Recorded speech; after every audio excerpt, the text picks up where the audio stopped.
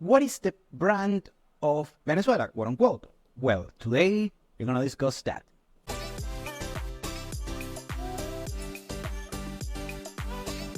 Welcome to Venezuela Insider, the only place in Venezuela for expats, digital nomads, entrepreneurs, investors, travelers, and related internationals. For more information, venezuelainsider.com. So today we are talking about how Venezuela is perceived, the quote unquote brand of Venezuela. Each country has their own brand, and that's studied by economists and also investors regarding each country. And afterwards they decide that they want to invest or they want to lend some money for an international institution like the IMF or the World Bank, that particular institutions, also investing on those particular countries. So the brand of a country says a lot. And of course, on this particular remark, you have the United States, probably the best brand on the world, regarding, of course, nations, the brand of a particular nation.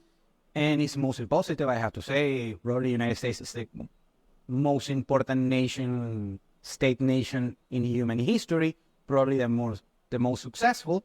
However, with a lot of inconveniences and a lot of bad things that happen over there, like racism, bad immigration policies, the gun violence, and so on. But they have way more to show off, like Hollywood and Disney and Silicon Valley and the Super Bowl and the baseball, all that kind of stuff. So, I mean, the United States is a beautiful place with a bunch of good things. However, they have bad things as well, and economic might, and so on and so on.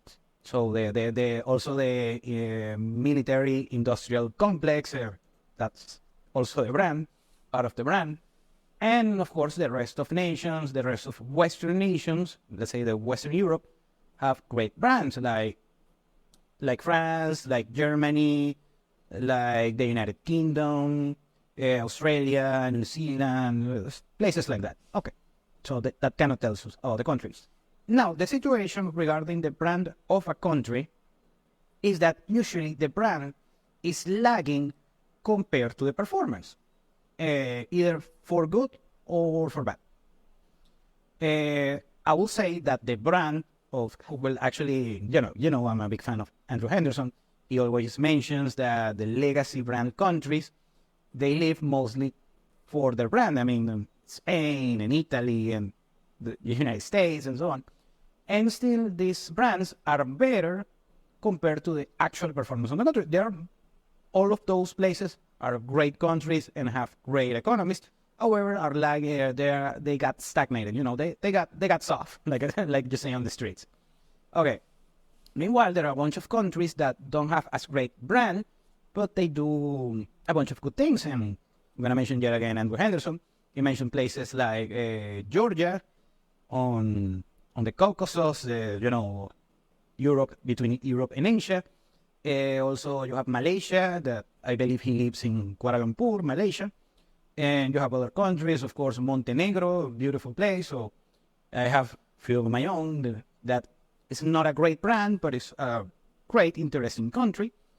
So each country has a brand and the actual performance behind that brand.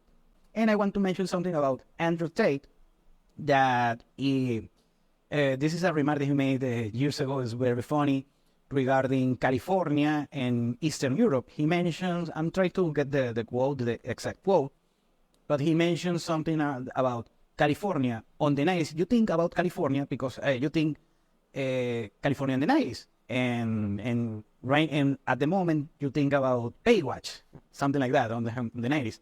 But right now, California is actually a homeless watch and crack watch, and that's kind of her worse. And Eastern Europe right now, he mentioned that California on the 90s, the best place in the world. California right now is a S-hole, according to his words, quoting him. And Eastern Europe on the 90s, S-hole, and right now the best place in the world. Actually, he lives in Romania. Well, so the reputation is lagging to catch up. And basically, that's what the brand of a country it is. is just the reputation of such country. Now, regarding Venezuela, which is the brand of Venezuela?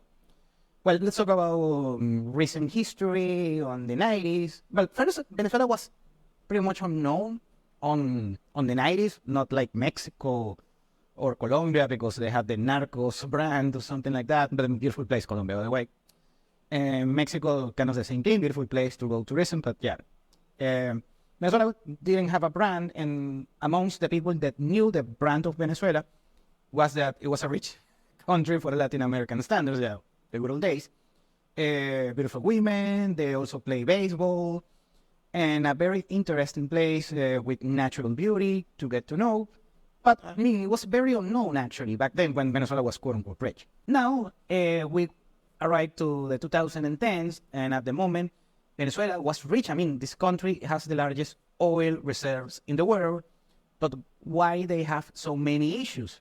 And of course, right now, Venezuela is a poor country. We had a big diaspora of 7 million people, and right now it's quote unquote a poor country, and as whole a communist socialist place, but with beautiful women. Now I can discuss what is the brand is going to be. For me right now, this is the brand, I mean, what is actually going on, and which is going to be the brand for the future, Venezuela. That, remember, basically the brand is a projection of the performance right now. And here's what I see about the brand of Venezuela. Take it as you want to take it. Is that beautiful country, natural beautiful country, believe me, love the weather, I love the natural beauty of the country, but also the vibe, the intangible vibe. I mean, that's what I want to address this particular issue. Venezuela has an intangible way of living that I cannot explain with words. You have to experience yourself.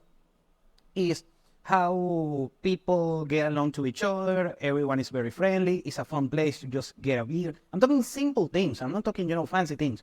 Getting a beer, getting a coffee, getting an empanada by the beach. And of course, the beautiful women that at the same time are very, are very nice. I mean, I'm talking regarding personalities. They are not these ice princesses. And people are very cool. And the music and how this culture of the Venezuelan of work hard, play hard.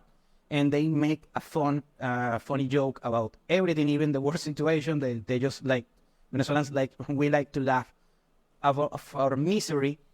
And I mean, that has economic value. And this is something that every international that comes experience, mostly West.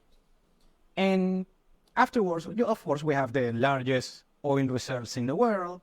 And eventually, Venezuela is going to start, performing mediocrely. Venezuela doesn't have, I said this a bunch of times, Venezuela doesn't have to perform excellent, just has to perform mediocrely.